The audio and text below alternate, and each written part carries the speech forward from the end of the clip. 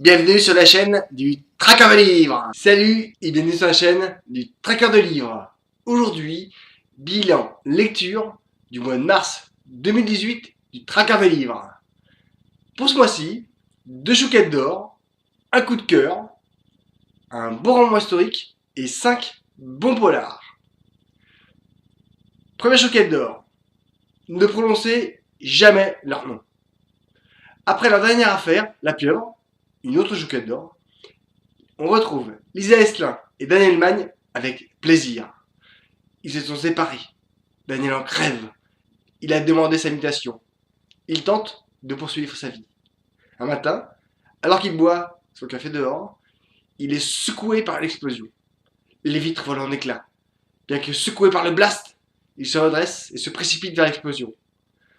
Alors qu'il arrive devant la gare, il aperçoit un homme. Un regard, l'instinct, il sait. L'homme sursaute et prend la fuite en moto. Daniel alpague le premier scooter d'un livreur et se met à sa poursuite. Pendant ce temps, Lisa s'est enfermée dans une bulle. Les jours passent, les souvenirs affluent. Cette dernière affaire l'a salement secouée. Elle s'est enfermée loin de tout, mais elle a gardé une toute petite ligne de vie avec le réel. Cette ligne de vie qui sonne. La gorge serrée, elle décroche, se doutant que l'appel est source d'ennui. C'est Henri Balzac, son deuxième papa. Toujours là, toujours présent. S'il l'appelle, c'est que c'est grave. Qu'est-ce qui pourrait le forcer à l'appeler? Daniel. Il a disparu. Après qu'un train ait explosé. Le père de son enfant a disparu et personne n'a la moindre nouvelle. Les traces de sang sont retrouvées sur la route. Beaucoup de sang. Avec Henri, elle se précipite sur place et s'incruste au milieu d'une enquête folle. Un train éventré fume encore. L'enquête se déroule au commissariat d'Hendaye, au Pays Basque. 18 morts, des blessés en pagaille, des wagons éventrés. Le responsable de l'enquête, de Emerald, regarde le mur de son bureau. Il y a accroché la photo de toutes les victimes.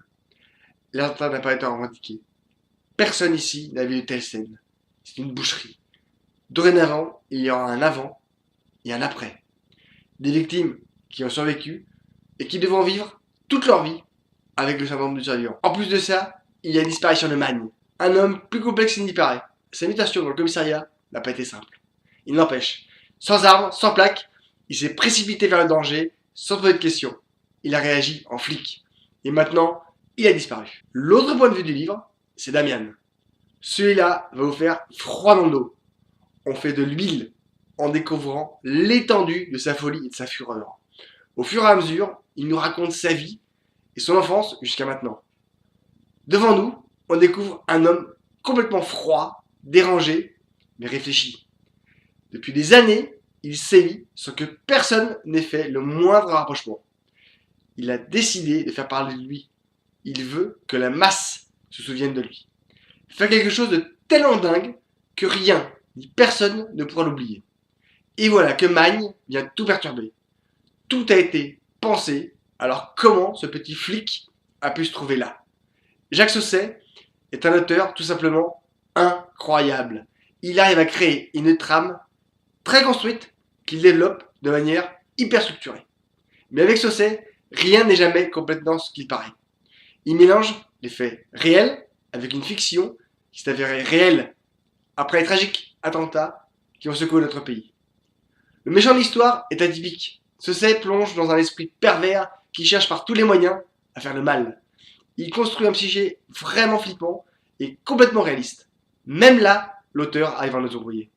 J'ai retrouvé Lisa Estlin et Daniel Magne, là je les avais laissés la dernière fois.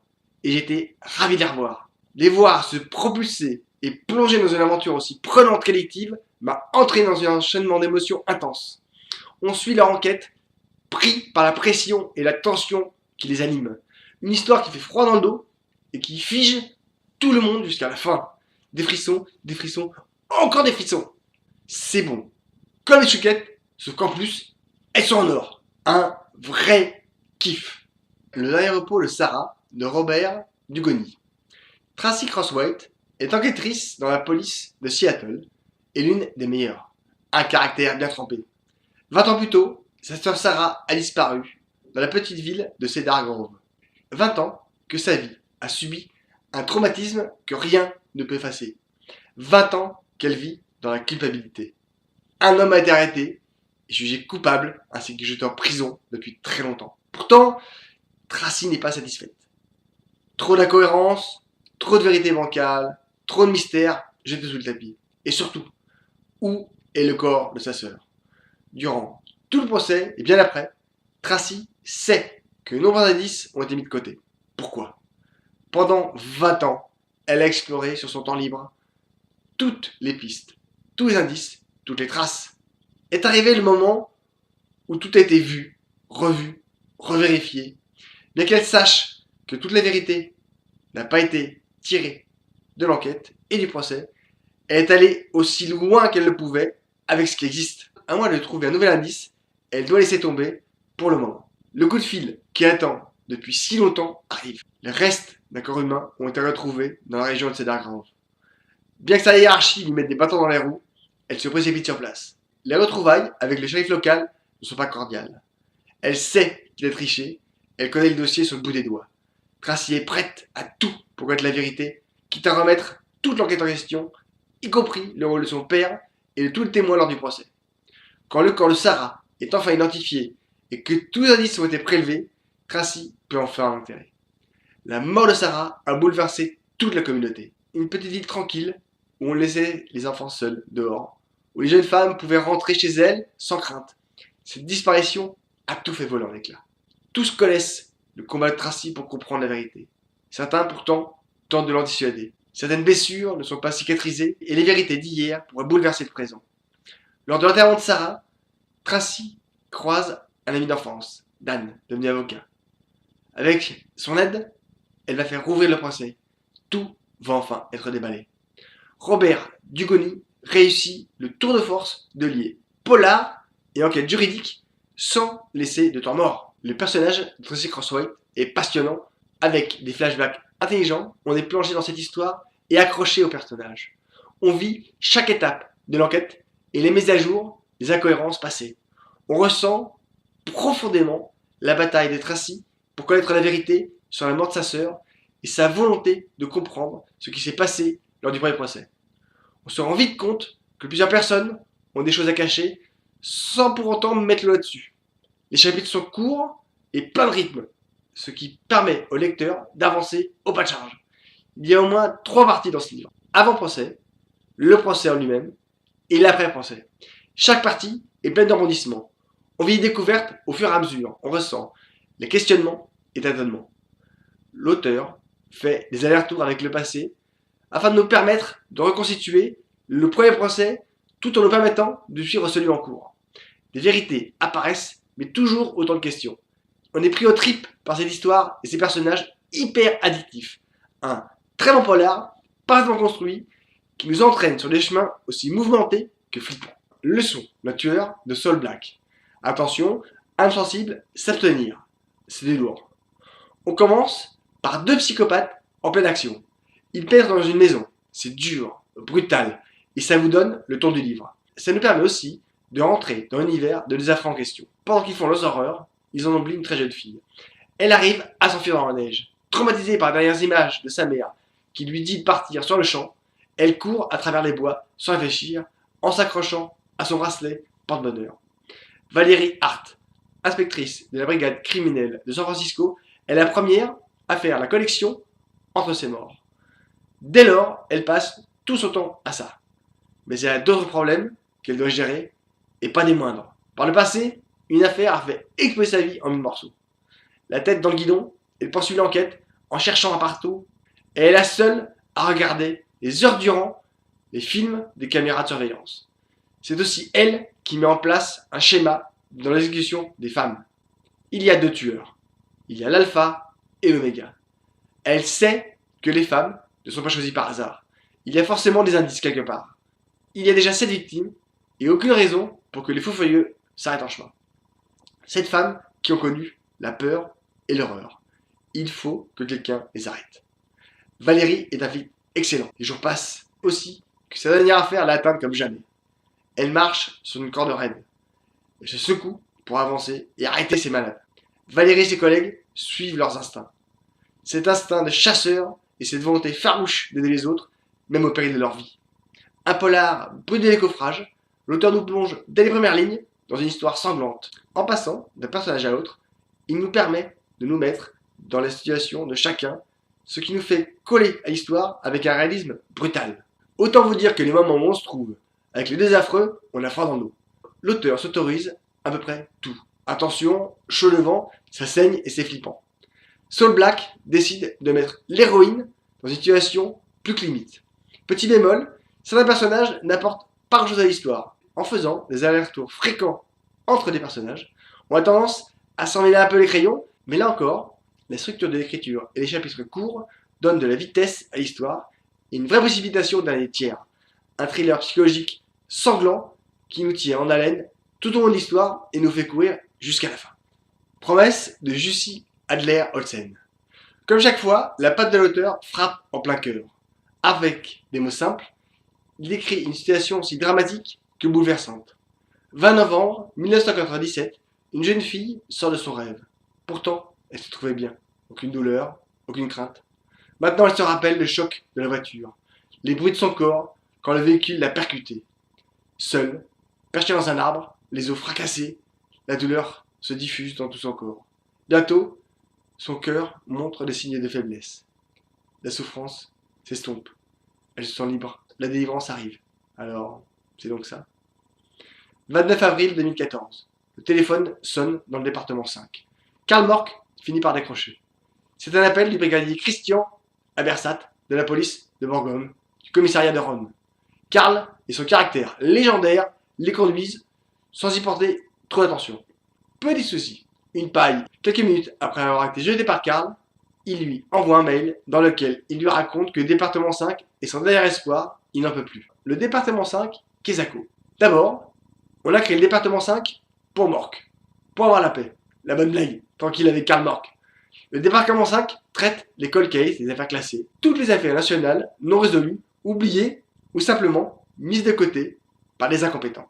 Tous ces dossiers finissent dans les bureaux du sous-sol. Du coup, il y en a beaucoup. Et Karl Mork n'est pas un gus facile à manipuler. Le lendemain du coup de fil, le brigadier Christian Abersat s'est habillé en tenue d'apparat pour son pot de départ. Tout est illustré et brille de mille feux. Tout est parfait. Il attend que tout le monde arrive. En même temps, il n'y a personne, ou seulement ceux qui sont sentis obligés de venir.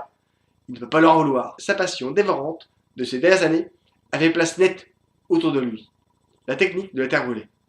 À ne s'occuper que d'une chose, tout le reste se délite, y compris ses rapports avec ses proches. Maintenant, il sait. Ses décisions est prise. Il sort son arbre de son étui et s'est fait sauter la tête. Karl Mork est un enquêteur hors du commun. Il ne lâche rien ni personne. Il est ronchon, pas pédagogue pour dessous et ne respecte pas sa hiérarchie. En tout cas, c'est l'image qu'il envoie aux autres. Il a l'air réparti acide et arrive à faire disjoncter à peu près tout le monde. Pour l'aider dans ses différentes tâches, on lui adjoint Hafez el-Assad, un personnage absolument génial. Une histoire à lui tout seul. Il y a aussi cette très chère Rose que l'on découvre un peu plus à chaque fois. Elle est redoutable et réussit à abattre un travail considérable. Il reste Gordon, futur avocat, qui vient s'ajouter à l'équipe de choc. Une équipe hétéroclite qui a fait sauter de nombreux verrous et dévoiler des secrets dans tout le pays. Ces 4 personnes, toutes très différentes les unes des autres, s'avèrent aussi efficaces que redoutables. Ces 4 individus, esquintés par la vie, qui s'accrochent les uns aux autres pour se lever le matin et aller gratter. Chaque affaire les saute un peu plus. Dès le départ, c'est Rose qui prend chose en main. C'est elle qui apprend le suicide du brigadier Christian Abersat. Ni une ni deux, les voilà partis en bateau pour l'île de Bornholm. Sur place, ils cherchent à comprendre pourquoi l'homme a commis l'irréparable. Ils découvrent un individu torturé par une ancienne affaire non résolue. Une jeune fille tuée, le corps projeté dans un arbre et son vélo complètement broyé de l'autre côté. À l'époque, les décès est classé accident avec délit de fuite. La mort de cette jeune femme obsède Abersat nuit et jour. Il est persuadé qu'elle n'est pas accidentelle. Il n'est pas enquêteur de métier, il n'a pas les moyens technologiques. Il va se lancer à corps perdu dans la seule différence, c'est que maintenant, il va tout sacrifier. Sa vie de famille, sa relation avec son fils, sa femme. Il va aller jusqu'au bout du moindre indice, le moindre morceau de fil qu'il peut tirer. L'équipe va sur l'idée de l'accident. D'après la position du corps, les blessures et les vélos retrouvés, il devine que c'est un meurtre. Comment découvrir quoi que ce soit 17 ans après? Ils se rendent dans la maison du policier. Dès que la porte de la maison est franchie, ils sont scotchés. Toute L'énergie d'une vie s'étale devant eux. La psychose du policier est partout. Des piles et des piles de papiers, de documents, des notes, des photos. La somme des recherches d'une vie qui a fini par le tuer. Karl en est maintenant persuadé. Le brigadier Christian Abersat s'est suicidé parce qu'il n'avait plus d'énergie ni les moindres indices lui permettant de finir l'enquête. Un passage de relais sanglant pour que justice soit rendue sur l'assassinat de ces jeunes femmes. Ils vont devoir reprendre à zéro une enquête commencée 10 ans plus tôt. Abersat a labouré le terrain. Karl et ses petits camarades de jeu vont devoir trouver un angle d'approche différent. Sur une île qu'ils ne connaissent pas et une région complètement différente, ils vont devoir secouer le cocotier. En parallèle de l'enquête, on entre dans la vie de Pirjo et du groupe qu'elle co-dirige avec Atou. À eux deux, ils dirigent un groupe basé sur la spiritualité et le bien-être. Atou est le guide, charismatique, magnétique. Pirjo est sa vestale. Elle règle les problèmes du quotidien. On voit arriver certaines personnes qui se font éblouir par Atou et se font embarquer par la secte. Tout est construit autour de lui. Des croyances générales et de la méditation. Peut-être l'une des enquêtes les plus difficiles de tous les opus. Ils n'ont rien. Aucun témoin, aucun nom. Aucune preuve tangible, aucun mobile.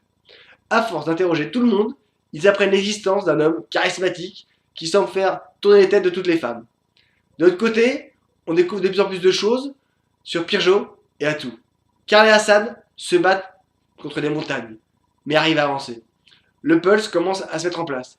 Il manque toujours un vrai nom et le mobile du meurtre. On retrouve l'affaire que Karl Marx a vécue, celle qu'il a envoyée dans le service et qu'il a transformée en profondeur. On remue les souvenirs de ses coéquipiers, Anker, mort, Hardy, handicapé à vie, et Karl qui ne vit que de regrets qui l'empêchent d'avancer. Et voilà que les indices pointent le bout de leur nez. J'ai hâte pour la suite. L'auteur a construit une histoire autour d'une secte en la présentant de manière très juste et en montrant à quel point certains, en position fragile, peuvent se faire embarquer et manipuler par des hommes et des femmes sans foi ni loi, prêts à tout pour avoir le pouvoir et l'argent. Un jeu de piste à travers tout le pays pour trouver un individu manipulateur et remarquablement intelligent qui vit sa vie tranquillement. On découvre des destins brisés, des vies gâchées et des espoirs arrachés. Un bon polar bien construit qui nous entraîne sur des chemins aussi mouvementés que flippants. Les personnages sont très prenants et nous embarquent dans leur destinée. Coupable, déjà que Olivier Bosco, une autre chouquette d'or. Lise Latargui is back. Une suite réussite. Chez Latargui, on est flic ou gendarme, de père, en fils et en fille. Son frère, Camille, est gendarme. Lise Latargui est lieutenante à la PJ au Batignolles. Sa particularité, elle doit gérer dans son corps une extrême violence. Ses parents ont tout essayé, tout tenté pour enrayer le phénomène. Les drogues, les psychanalyses, tout a échoué. Elle n'y peut rien, elle est faite comme ça. Elle contrôle ses crises à sa manière. Une pratique au quotidien de sport de combat, du travail cardio et tout ce qui permet de contrôler la bête. Comme une batterie, elle se charge. La conséquence finale, une extrême violence. Pour éviter de blesser ses proches lors de ces crises, son père a mis au point la méthode. La méthode Kezako. Trouver des vrais affreux qui ont commis des crimes immondes et qui sont passés à travers le système. Elle les cherche, les trouve et les châtie. Quitte à se déchaîner, autant le faire contre des vrais vilains et là, elle les met en vrac. Elle fait le tour des tribunaux, regarde, observe, scrute jusqu'à ce qu'elle repère ses proies. Comme un fauve, elle prend son temps. La suit, observe, guette. Quand le moment est venu, elle fond sur sa proie comme la foudre. La nuit, elle s'habille en noir, enfile ses gants coquets en carbone et enfourche sa moto de compète. Son objectif, faire le ménage, frapper, fracasser, tordre, casser, leur faire du mal, les faire payer, mais ne pas les tuer. Année 2000. Lise a 13 ans. Ses parents l'ont fait interner dans un institut avec d'autres adolescentes suite à la mise en danger de son frère. Comme elle, les autres filles sont toutes différentes. Elles ont été éloignées de la cellule familiale parce qu'elles représentaient un danger. Entre elles, elles se surnomment les monstres. Dans cet établissement, on peut suivre sa scolarité tout en étant sous surveillance constante. Elle se lie avec plusieurs des filles sur place, surtout l'une d'entre elles. Celle-ci se surnomme sa jumelle. Ce qui s'est passé pendant ces quelques mois ont marqué la vie de Lise. Année 1990. On découvre son père, Paul Latargui. et son meilleur ami, l'inspecteur Pierre Boisseferin. Ils travaillent au stup et sont en pleine opération.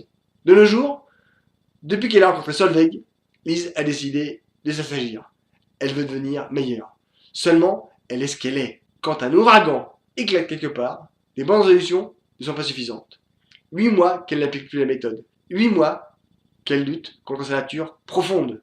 8 mois à résister. Quand le sang qui coule dans ses veines se met à bouillir, elle sort dans la nuit, se met sur un pont et hurle à la lune jusqu'à ce que ses cordes vocales soient sur le point d'exploser. Avec son groupe, elle est appelée sur une scène de crime. 2 macabées ont été découverts dans un appartement.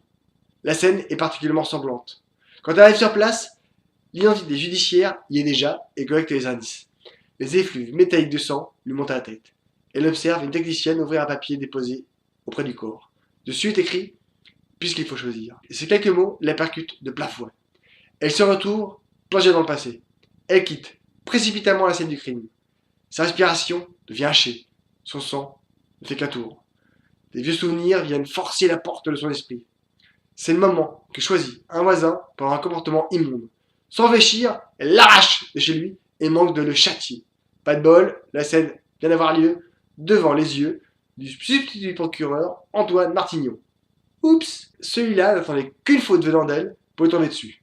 Deuxième drame. Pierre Boisseferin, son patron, parrain et mentor, est retrouvé assassiné.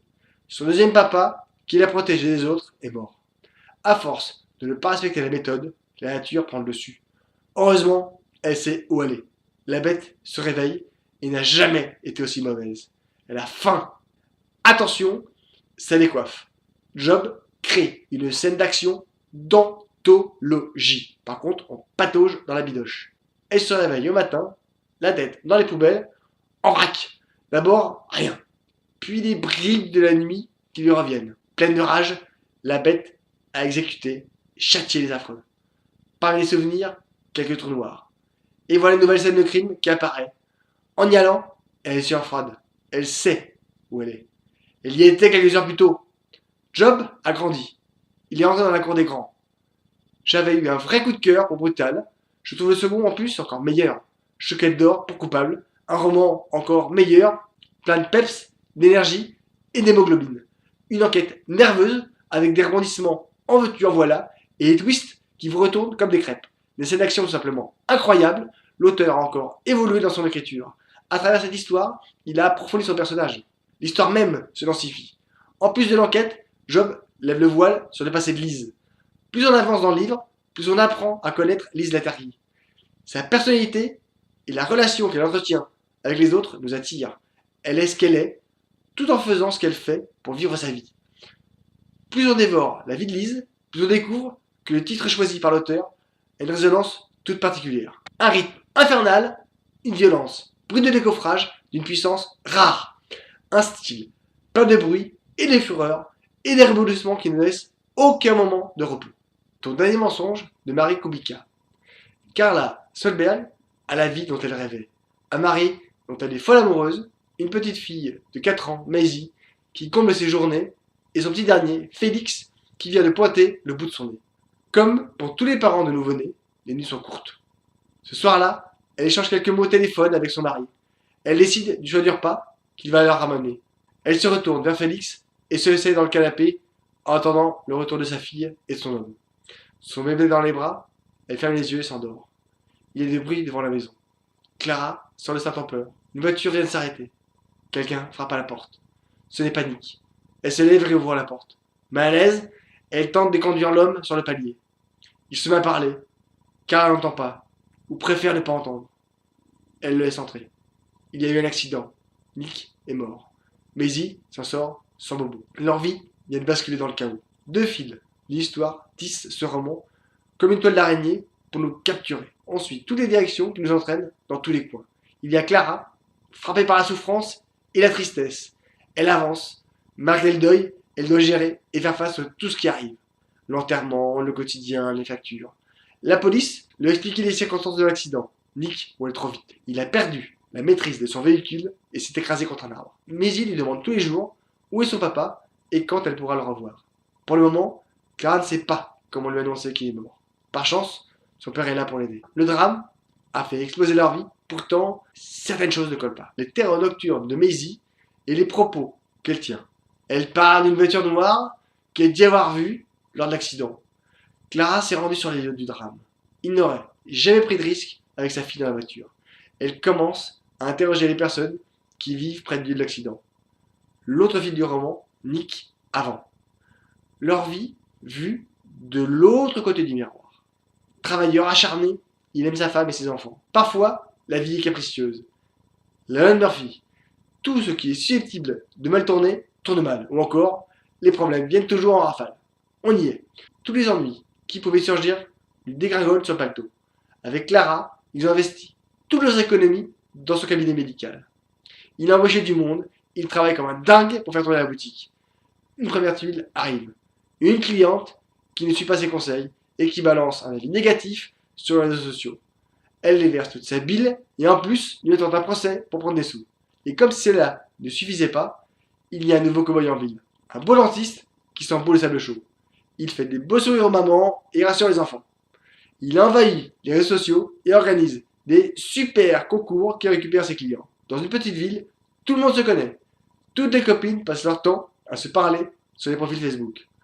En un rien de temps, sa clientèle change de crèmerie. Les factures s'allongent. Le crédit toque à la porte, avide. Clara ne doit rien savoir. Avec Félix et Maisie, elle est submergée par le travail et terrassée par la fatigue. Ce n'est pas le moment de l'inquiéter avec ça. Il doit trouver des solutions, mais lesquelles? Et puis, d'autres ennuis arrivent et pas les moindres. Tout au long des livres, on fait des allers-retours entre les jours qui ont précédé l'accident et la vie de Clara avec ses enfants après. Elle avance en tentant de reprendre sa vie en main. Chaque jour lui assène des nouvelles qu'elle tente d'interpréter. Nick lui cachait les choses. Une assurance vie qui est vidée, une ancienne petite amie qui revient dans la vie de Nick. Elle ne comprend pas certaines décisions prises par son mari. Son comportement ne correspond pas à l'homme qu'elle aimait. L'auteur a choisi des va-et-vient entre deux récits pour nous faire découvrir leur histoire. Des faux semblants, des fausses vérités qui entraînent des mauvaises interprétations. Le récit de Nick, avant l'accident, qui raconte leur vie jusqu'au jour fatidique. On découvre les problèmes qu'il rencontre. On le voit s'enfermer dans les non-dits, tandis qu'il essaie par tous les moyens de combler ses pertes. Clara, elle, découvre ce que Nick n'a pas eu le temps de lui dire. Qui était vraiment son mari? Avait-il des ennemis? Un roman prenant, un auteur qui choisit toujours des personnages extrêmement réalistes, on est embarqué dans l'intimité d'un couple qui vit des problèmes quotidiens que rencontrent des couples, jeunes parents, mais pas que. On ressent physiquement sa fatigue et ses angoisses. On est pris par cette maman qui vit un drame avec deux enfants en bas âge en charge. On la voit batailler dans toutes les démarches. On est à ses côtés quand elle découvre ce que son mari a fait quelques semaines avant sa mort. L'auteur distille avec une imagination aussi débordante que réaliste des faits qu'elle choisit de nous donner petit à petit pour que l'on tente de démêler le vrai du faux. Des faux semblants, des fausses vérités, tout s'entremêle. Les personnages sont d'autant plus prenants qu'ils sont justes. Un roman qui nous prend dès les premières lignes et qu'on ne lâche qu'à toute fin. 7-13 de Jacques Sausset. Hiver 2015, on retrouve le duo Lisa Estlin et Daniel Magne. Lisa se remet difficilement de la dernière affaire. Ne prononcez jamais leur nom. Magne et son équipe sont appelés sur une scène de crime macabre. Sur place, le cadavre d'une femme horriblement mutilée. Le corps n'a plus de tête, plus de main. Impossible de trouver son identité. Elle a été salement torturée. Les propriétaires de la maison sont encore en vacances. On les a prévenus pour qu'ils reviennent dardard. Pourquoi dans cette maison? Qui est cette femme? Qu'avait-elle à cacher? La police du coin enfile le bébé à la criminelle. Le propriétaire est un gros chef d'entreprise du coin avec un bras très long et des amis très haut placés. La police fait sa perquisition puis retourne au Batignolles. Depuis la dernière affaire, le groupe de Magne est diminué. Ils n'en sont plus là et tout le monde semble épuisé. Le crime dévore les âmes et nécessite beaucoup d'énergie. Il récupère deux policiers, l'agent Benoît Martin et l'agent Richard Milan, tous les deux déjà vus dans le Loupin. Ils n'en ont pas l'air, mais ils vont vous surprendre. Ils ne pensent pas pareil que les autres et franchement, ils sont tordants. Le humour permet de souffler un peu entre les chapitres sanglants. Les morts sont pile. Après la mort de la femme, c'est son mari que l'on retrouve assassiné, lui aussi torturé. Le 14 décembre 1944. un homme doit prendre l'avion et traverser la Manche. Officier américain, il doit rejoindre au plus vite la France pour préparer l'arrivée de ses hommes. Le ciel est couvert, la météo empêche tous les avions de décoller. Fatigué et épuisé, il flotte dans ses vêtements. Plusieurs passent, plus les craintes de ne pas être à temps le rongent. La toux qu'il traîne depuis plusieurs mois l'affaiblit. Mais rien ni personne n'empêchera d'aller en France. Il se secoue et part à la recherche d'un pilote. L'auteur lui redonne vie avec talent et laisse des petits cailloux que l'on suit. Avec un talent rare, Jacques Sausset compose, pièce après pièce, une reconstitution historique d'une légende hors norme. Au fil du roman, l'auteur nous apprend son nom. J'ai découvert son histoire et le rôle important qu'il a joué pendant la Seconde Guerre mondiale. Au fil de l'histoire, je découvre cet homme et me retrouve embarqué dans son aventure. Je défie quiconque de comprendre le pourquoi, du comment avant la fin. Et c'est l'un des problèmes que je rencontre dans ce livre. En plus d'être écrit tout petit, c'est pas super agréable. L'enquête nous entraîne sur un terrain insalubre où la vie humaine ne vaut pas un copec. On découvre des migrants qui tentent de survivre tout en gardant un semblant de dignité.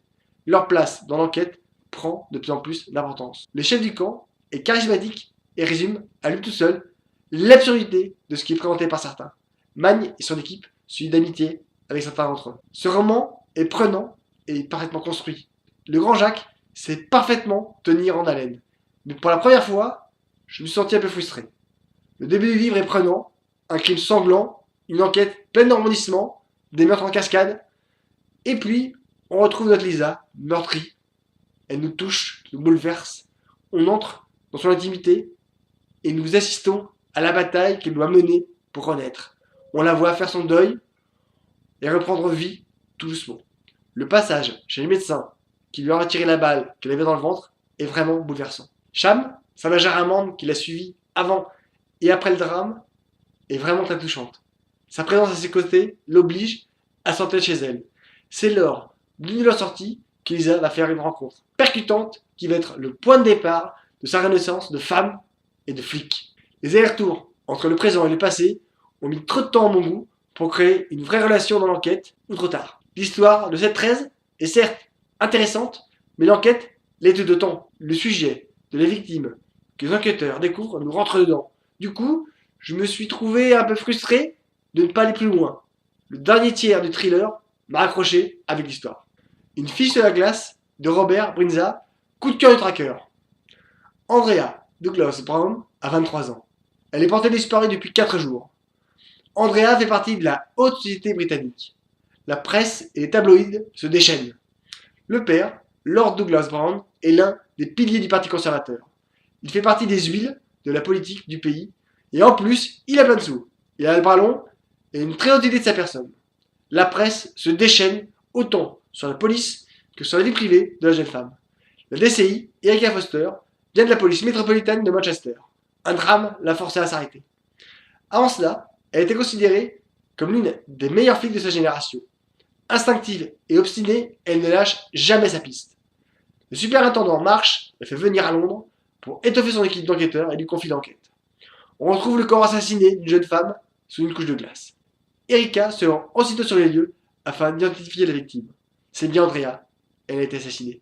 Dès le début, la position sociale de la famille bride l'enquête et a tendance à l'orienter. Andrea fait du forcing pour pratiquer des interrogatoires normaux. Première étape, reconstituer le parcours des dernières heures de la vie de la victime avant que son assassin la transporte jusqu'ici. Londres est une des villes les plus quadrillées d'Europe pour les caméras. Il y en a partout. Elles n'empêchent aucun crime, mais permettent de retrouver plus facilement les délinquants. Avec son équipe, ils se rendent à la maison des Douglas Brown. Celle-ci est cernée par les journalistes.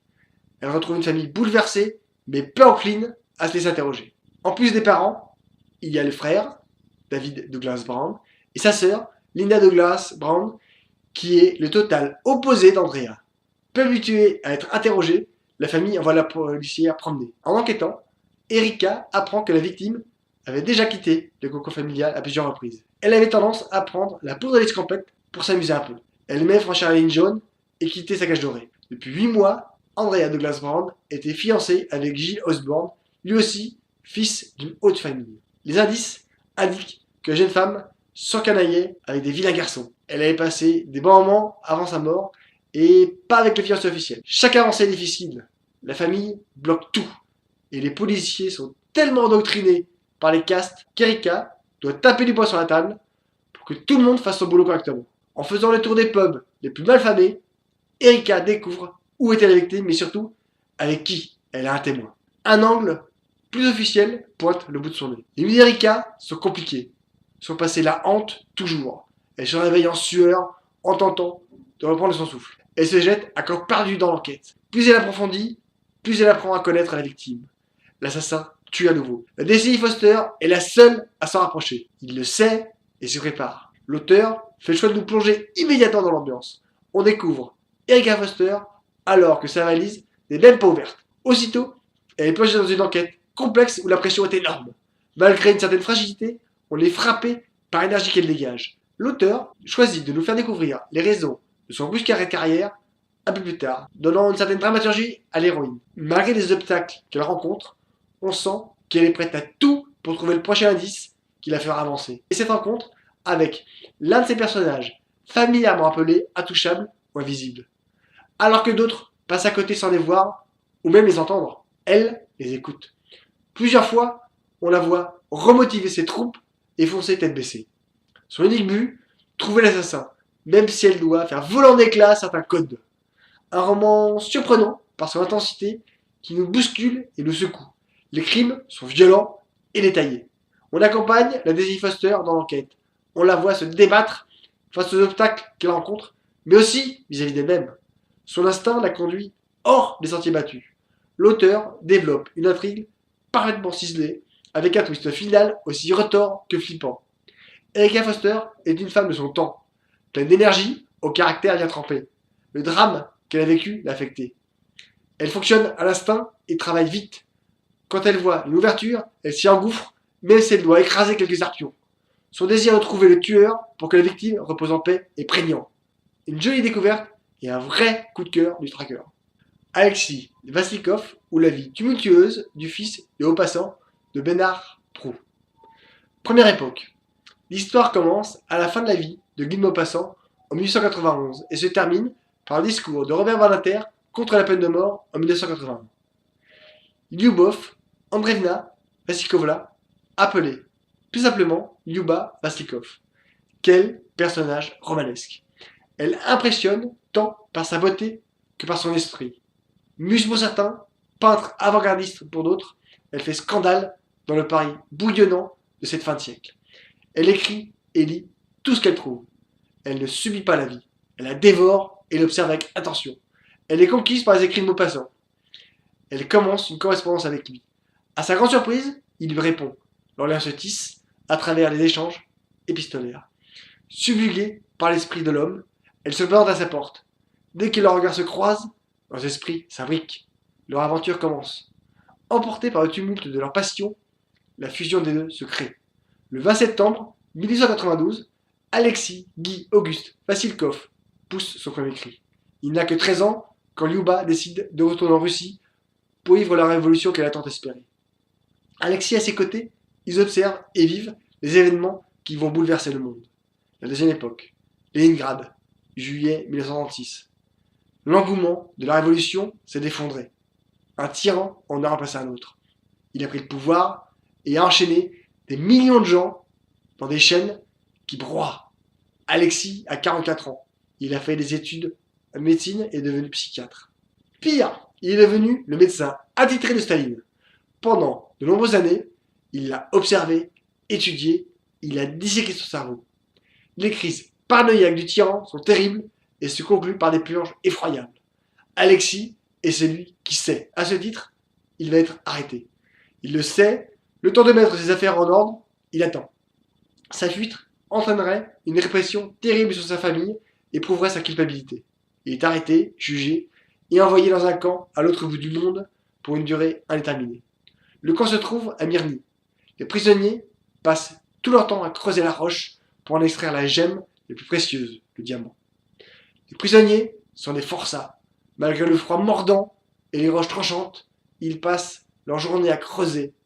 Seuls les plus résistants survivent. Le froid assassin, les maladies et les accidents tue vite. Mais ce ne sont pas les seuls dangers. La population qui habite le camp est hétéroclite. La violence peut exploser à la moindre contrariété et être féroce. En plus, les trafics internes tenus par les cadors, tout est bon pour tuer ou se défendre. Un bout de fer, une roche, tout est bon pour survivre. Enfermer et traiter les hommes comme des bêtes, ils le deviennent. Leur survie en dépend. Alexis doit sa survie à une amitié solide avec Simon. Mais pas que. Le médecin des camps découvre vite ses compétences médicales et comble ses lacunes. Même les prisonniers les plus violents ont tendance à faire confiance au seul médecin du camp. Alexis survit, apprend à vivre au milieu de ses hommes. Il découvre l'extrême diversité qui est déversée. La mortalité est élevée, pour chaque partant, il y a de nouvelles arrivées. En plus de Simon, il crée de profondes amitiés renforcées par la dureté de la vie. Il va même faire une rencontre qui va bouleverser sa vie. Il va vivre des aventures multiples et passionnantes. À travers Alexis Vassilkov, on traverse toute l'histoire du XXe siècle. On redécouvre la révolution intellectuelle, culturelle et industrielle du siècle. On observe le bouillonnement du monde et son renversement. Pour nous conter l'histoire, l'auteur choisit un angle très différent de celui utilisé habituellement. De Paris, il envoie le lecteur en Russie, à côté de son héros, et raconte son histoire à partir du moment où Staline est au pouvoir. Avec une précision d'orfèvre, l'auteur nous fait découvrir les villes, les villages que ces personnages traversent. L'imagination dépendante de l'auteur nous permet d'ancrer les différents personnages que notre héros rencontre. Alexis vit durant une période tumultueuse, pleine de bruit et de fureur. À travers des anecdotes historiques qui mêlent des personnages réels, effectifs, des faits avérés ou des fictions, on est happé par les aventures qu'Alexis et ses compagnons vont vivre. On traverse le monde de part en part, à cheval, en voiture, à train, en bateau. Un auteur précis et plein d'humour, il crée un personnage extrêmement humain qui s'est accroché à le rester malgré toutes les horreurs et tristesses qu'il va rencontrer. Une jolie manière de conter l'histoire, une jolie manière de voyager, une plume pleine d'énergie à l'imagination débordante. J'espère que vous avez aimé ce petit résumé. Likez, commentez, partagez, parlez autour de vous, abonnez-vous, mangez les chouquettes, à bientôt, salut. Bilan lecture du mois de mars 2018 du Traqueur des livres.